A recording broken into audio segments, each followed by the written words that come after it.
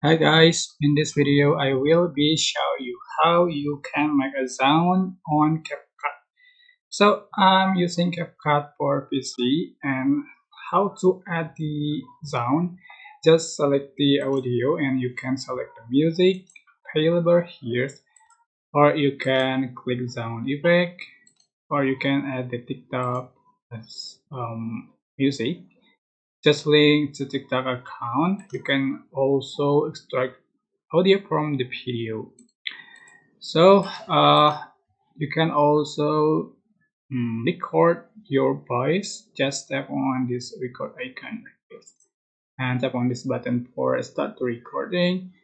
For example, I'm going to select this music available here. Just drag here, and if you finish the editing, so just going to export and select this export audio, and just don't tap on the video exporting, just select the export audio only.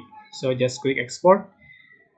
So that's how to make a sound on CapCut PC. I hope this tutorial was helpful for you. Don't forget to click like, comment, share, and also subscribe. Thank you so much for watching.